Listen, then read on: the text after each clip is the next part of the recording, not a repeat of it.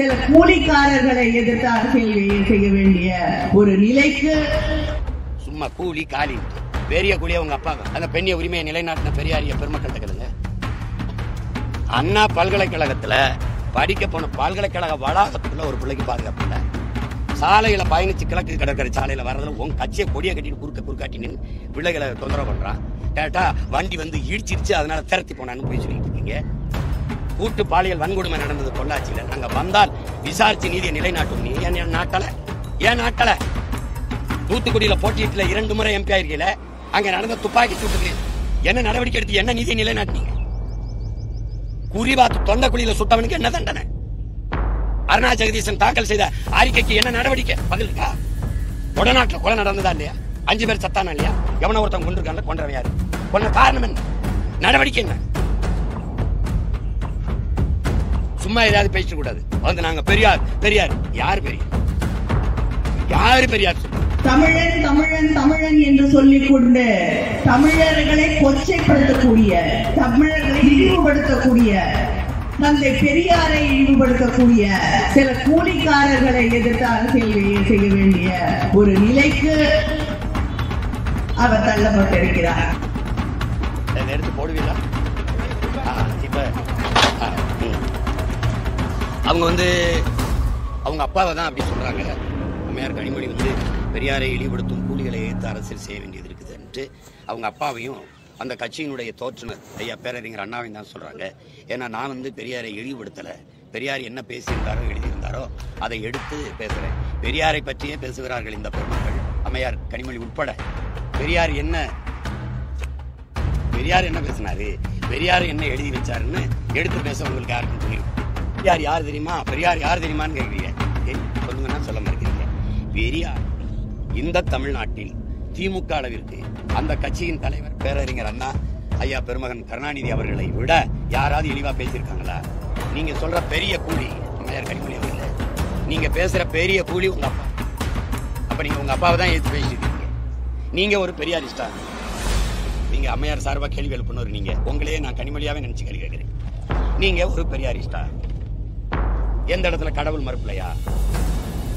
உங்க மருமகன் உதயநிதி நெத்தில திருநீர் பூசணில இல்லையா? நீங்க ஒரு கடவுள் மறுப்பாளர் அப்படியா? அதை ஏற்கனவே சமூக நீதி, பெண்ணிய உரிமை, உங்க கட்சி பெண்கள் கொடுத்த முன்னுரிமையை பேச முடியுமா?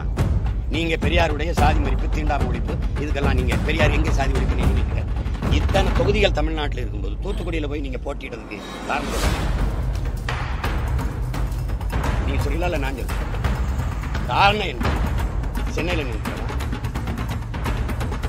இங்க கோயம்புத்தூர் நின்றுக்கலாம், ஈரோட்டில் நின்றுக்கலாம், சேலத்தில் நின்றுக்கலாம், வேலூர்ல நின்றுக்கலாம், நின்றுக்கலாம். எது தூத்துக்குடியில போய் நிற்கிறீங்க? சாதி ஒழிப்புங்க. இந்த பாவப்பட்ட மக்கள் தானே சாதி. உங்களை இன்னும் அந்த மக்கள் தன் சாதிக்காரன் நம்புறான் பாருங்க. அந்த அளவுக்கு பைத்தியக்கார பக்கம் மக்கள் அந்த மக்கள் நம்பி வச்சிருக்கீங்க நீங்க. அப்படித்தானே? தூத்துக்குள்ள ஏன் போய் 2 தடவை நின்னீங்க சொல்லுங்க? அந்த பாவப்பட்ட மக்களை உங்க ஆளு, உங்க சாதியாளு, அதுவும் நம்பி கருணாநிதி மகப்பீங்க நாடாரால் முடியும். கனிமொழி நாடார், ஸ்டாலின், முக தமிழரசு எல்லாம் நாடார் தானே. ஒரு அப்பாவுக்கு 2 சாதி இருக்குமா? யாராவது சொல்லுங்க. என்னதில் போய் தூத்துக்குள்ள நினைக்கிறீங்க? நீங்க பெரியாரை பத்தி பேசுறது தகுதி ஏதாவது இருக்கா? சும்மா கூலி காலின்ட்டு பெரிய கூலியா உங்க அப்பா தான். அந்த பெண்ணிய உரிமையை நிலைநாட்டின பெரியாரிய பெருமக்கள் கேளுங்க. அண்ணா பல்கலைக்கழகத்துல படிக்க போன பல்கலைக்கழக வளாகத்துக்குள்ள ஒரு பிள்ளைக்கு பாதுகாப்பு இல்லை. சாலையில பயணிச்சு கிழக்கு கடற்கரை சாலையில வர்றதுல உங்க கட்சியை கொடியை கட்டிட்டு குறுக்காட்டி நின்று பிள்ளைகளை தொந்தரவு பண்றான். கேட்டா வண்டி வந்து இடிச்சிருச்சு அதனால திரட்டி போனான்னு போய் சொல்லிட்டு இருக்கீங்க. கூட்டு பாலியல் வன்கொடுமை நடந்தது பொள்ளாச்சியில. நாங்க வந்தால் விசாரிச்சு நீதியை நிலைநாட்டும். நீ ஏன் நாட்டல தூத்துக்குடியில போட்டியிட்டுல 2 முறை எம்பி ஆயிருக்கீல. அங்க நடந்த துப்பாக்கி சூட்டுக்கு என்ன நடவடிக்கை எடுத்து என்ன நீதியை நிலைநாட்டினீங்க? குறிபாத்து தொண்டக்குழியில சுட்டவனுக்கு என்ன தண்டனை? அருணா ஜெகதீசன் தாக்கல் செய்த அறிக்கைக்கு என்ன நடவடிக்கை? பதில் இருக்கா? கொடநாட்டில் கொலை நடந்ததா இல்லையா? 5 பேர் சத்தானா இல்லையா? எவன ஒருத்தன் கொண்டிருக்காங்க, கொன்றவன் யாரு? கொண்ட காரணம் என்ன? நடவடிக்கை என்ன? சும்மா ஏதாவது பேச கூடாது. வந்து நாங்க பெரியார் யாரு பெரியார்? சமூக நீதி, பிராமண எதிர்ப்பு, கடவுள் மறுப்பு. பெரியார் வென்றது ஒன்றே தான். தமிழ் சனியனை விட்டு ஒழிங்க. தமிழோட ஆங்கிலம் கலந்து பேசுங்க. தமிழை ஆங்கிலத்திலே எழுதுங்க, அதாவது ஆங்கில எழுத்திலே எழுதுங்க. இது ஒண்ணுலதான் நீங்க சாச்சிட்டீங்க திராவிட. என் நிலத்துல எங்கேயுமே என் தாய்மொழி இல்லாம அழிச்சு ஒழிச்சிட்டீங்க. தமிழ் எழுத படிக்க தெரியாத பல தலைமுறை உருவாக்குனதை தவிர எல்லா இடத்துலையும் தோத்து போடுங்க. எங்கே இருக்கு கடவுள் மறுப்பு? உங்க அண்ணி அம்மையார் துர்கா ஸ்டாலின் அவர்கள் பூஜை அறையில சமஸ்கிருத சுலகம் சொல்றத போட்டு காட்டட்டா? அத்திவரதர் கோயில குடும்பமா நின்று கும்பிட்டுதா இல்லையா? கோயிலா போயிட்டாங்க. 1999 கோயில்ல உடம்புக்கு நன்னீராட்டு, அது கூட தமிழ். கும்பாபிஷேகம் பண்ணது நாங்களா? நீங்க? நான் முருகனை தொட்டேன், என் தமிழ் இறைன்னு. நீங்க ஏன் வந்து தொட்டு மாநாடு போட்டீங்க? பெருமக்களே, கடவுள் மறுப்பா? பார்ப்பன எதிர்ப்பு இருக்கா? திராவிட இயக்கத்தின் பரிணாமத்துல நீங்க சொல்ற சோக்கால் பிராமண பொம்பளை தலைமை காலில் விழுந்து கும்பிட்டா திராவிடம்லாம். அந்த அம்மா காலில் விழுந்து பதவி வாங்கி அனுப்பிச்சிங்க. நீங்க சாதிக்க முடியாத பெரியாரிஸ்ட் சாதிக்க முடியாத அந்த அம்மா நீங்க சொன்ன பார்ப்பன பெண் பொது தொகுதியில நிறுத்தி வெள்ள வச்சிச்சு. நீங்க ஆராசா அண்ணனை ஒரு தமிழனா பார்க்காம தாழ்த்தப்பட்டவனா பார்த்து தூக்கிக்கொள்ளி நீலகிரியில நிறுத்திங்க. நீங்க சமூக நீதி சனாதன ஒழிப்பு பேசுவீங்க. அது ஒரு காலம். என் ஆத்தால பெண் தாத்தம்பாட்டி வாங்கி கிடந்தாங்கல்ல, அது ஒரு காலம்.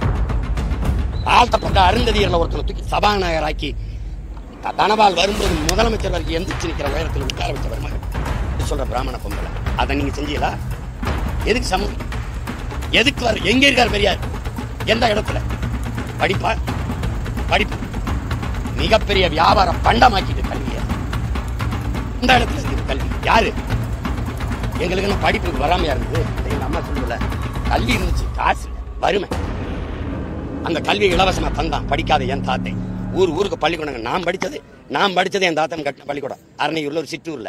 அதுக்கப்புறம் உயர்கல்வி என் சொந்தக்காரன் இஸ்லாத்தை ஏற்று இருந்தவன் அவன் கட்டி வச்சிருந்தான். காஜி கே இப்ராஹிம் அலி உயர்நிலை பள்ளி, டாக்டர் ஜாயிர் ஹுசேன் கல்லூரியில் படிச்சதுனால நான் வெளியில வந்து நிற்கிறேன். அவன் கட்டி படிக்க வச்சான். கிறிஸ்தவ இஸ்லாமிய மிஷினரிகள் கல்லூரியில் படிச்சு வந்த பிள்ளைகள் பெரியார் படிக்க வச்சார்.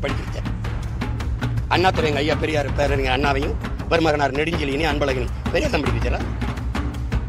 படிக்க வச்சாரா? எம்ஜிஆர் தன்னுடைய சொத்துக்களை கடைசியா காது காலாதவர் வாய் பேச முடியாத பிள்ளைகளுக்கு ஒரு அறக்கட்டளை எழுதி வச்சு கொடுத்துட்டு போனார். அப்படி பெரியார் அவர் சொத்தை கொடுத்துட்டு போனாரா?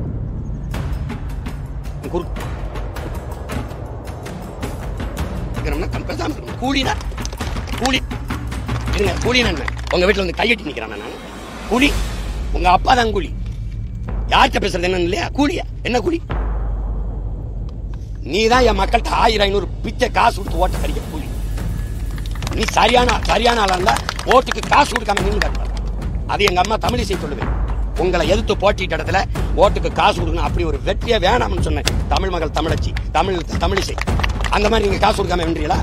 பெரிய கலைஞரின் மகள் தானே, பெரிய இவங்க தானே. நீங்க எல்லாம் ஒன் சாதிக்காரன் தானே போய் நின்ன. எதுக்கு ஓட்டு காசு கொடுத்தா? ஒழுங்கா பேசிட்டு ஒழுங்கா மரியாதை காப்பாத்திட்டு போயிடும். ஏதாவது பேசினா வெறியாயிடும். அது அவர் விருப்பம். அவர் போய் எங்கே வேலை செய்யறாரு அது